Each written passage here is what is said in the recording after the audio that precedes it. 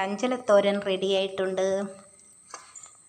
വെളിച്ചെണ്ണ ഒഴിച്ചു, കടുക് പൊട്ടിച്ചു, ചുമന്ന മുളകിട്ടു, എന്നിട്ട് സവാള ഇട്ടു, ഒന്ന് ചെറുതായിട്ടൊന്ന് വാടി, അതിനുശേഷം നമ്മുടെ അഞ്ചല ഇട്ടു, എന്നിട്ട് അരപ്പും ചേർത്ത് മൂടി വെച്ചു.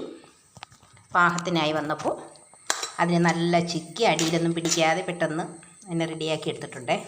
ഇച്ചിരി ഒന്ന് കുഴഞ്ഞിരിക്കണം, കുഴഞ്ഞിട്ടല്ല, എന്നാലും നല്ല തോരൻ വറുത്തെടുത്ത കൂട്ടാവരുത്, ഒരു മയം വേണം.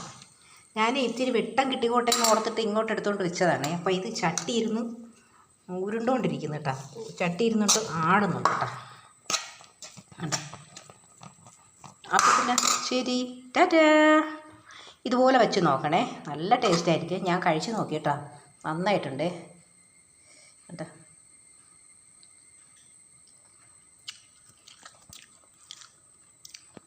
സൂപ്പർ.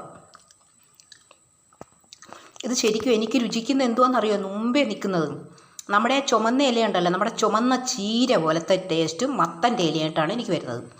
മത്തൻ്റെ ഇലയൊക്കെ പ്രത്യേകിച്ചൊരു രുചി വരുന്നുണ്ട്. മത്തൻ്റെ ഇലയും ചീര, ചുമന്ന ചീരയുടെ രുചിയാണ് എനിക്ക് വരുന്നത് കേട്ടോ. പക്ഷേ നമ്മൾ ചുമന്ന ചീര ചേർത്തിട്ടേ ഇല്ലായിരുന്നു. നന്നായിട്ടുണ്ട് കൂട്ടെ, ഇതുപോലെ വെച്ച് കഴിക്കണേ. എന്നിട്ട് ലൈക്ക് തരണേ, നോക്കിക്കോണേ ഇതെങ്ങനെയാണ് വെച്ചെന്നുള്ളത്. നല്ല ടേസ്റ്റ്, സത്യത്തിൽ നല്ല ടേസ്റ്റ് ഉണ്ട് കേട്ടോ. മുരിങ്ങ ഇല, നമ്മുടെ മത്തൻ്റെ ഇല, മുരിങ്ങ ഇല,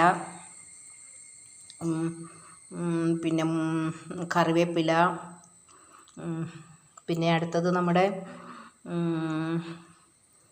പിന്നെന്തുവാ ഒടിയൻ ചീര, അങ്ങനെ എല്ലാം ചേർത്തിട്ടാണ് തോരൻ വെച്ചിരിക്കുന്നത്. അപ്പോൾ പിന്നെ ശരി സഹോദരങ്ങളെ, ടാറ്റാ. ചേച്ചിക്ക് ചോറ് കൊടുക്കാൻ സമയമായിട്ടുണ്ട്. ഞാൻ കിട്ടിയ സമയം കൊണ്ട് ഇതിനെ ചിക്കിയെടുത്ത് ഒന്ന് കാണിക്കാമെന്ന് ഓർത്തു കേട്ടോ. അപ്പോൾ പിന്നെ ശരി. ഇത്രയും പേടിച്ച് ചെയ്യുന്ന ജോലിക്ക് എനിക്ക് ലൈക്ക് തരണം കേട്ടോ കൂട്ടുകാരെ. ടാറ്റാ. ഷെയർ ചെയ്യണം, കമൻറ്റ് ചെയ്യണം. അപ്പോൾ പിന്നെ ശരി, ടാറ്റാ.